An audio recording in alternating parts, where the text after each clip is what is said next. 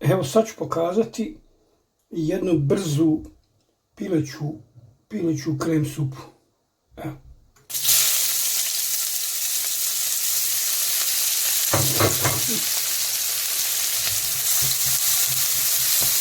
Znači pokazati ću pileću krem supu isto sa pilećim batkom. Evo.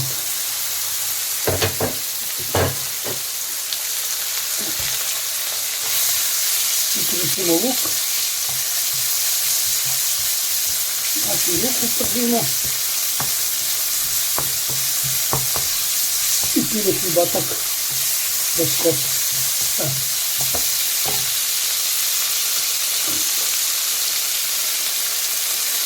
To će nam malo jača askorbica. Evo ubacit ćemo odmah i povrće.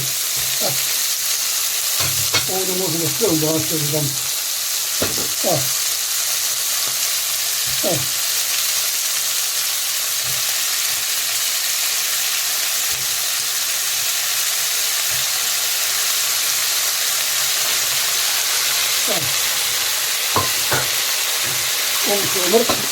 Ovu mrkvu ćemo ostaviti za kraj.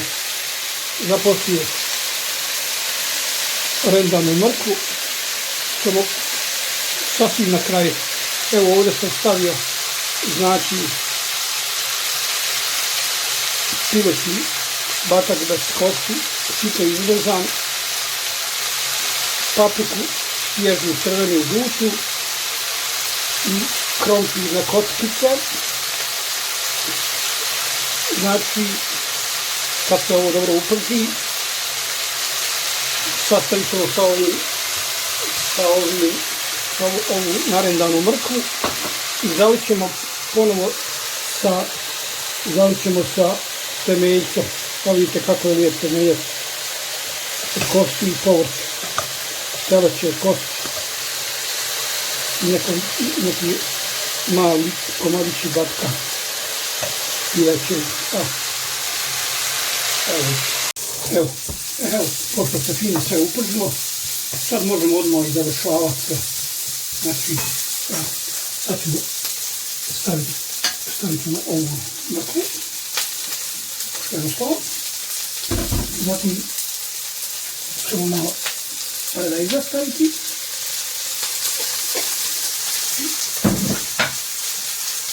Papriku ćemo poslije staviti.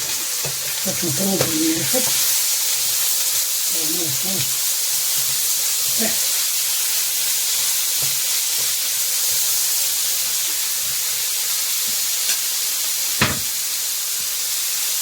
Sad ćemo odmah ovo što smo razmutili brašno sa kremom za kuhanje zaliti.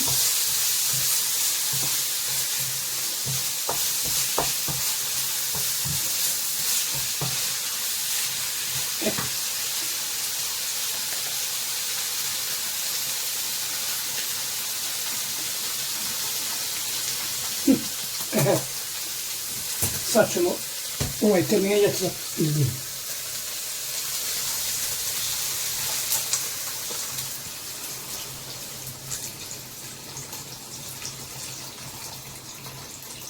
Evo.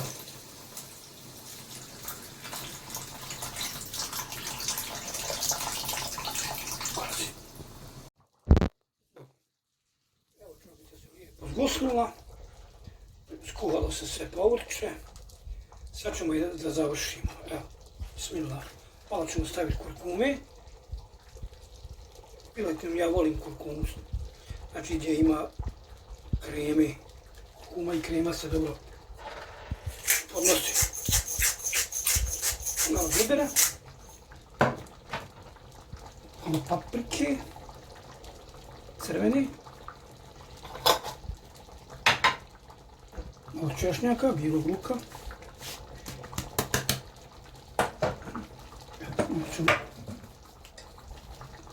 Malo ćemo sušenog povrća, začin sušenog povrća i malo soli, pa ćemo onda probati. Sad vidimo kako je ispalo.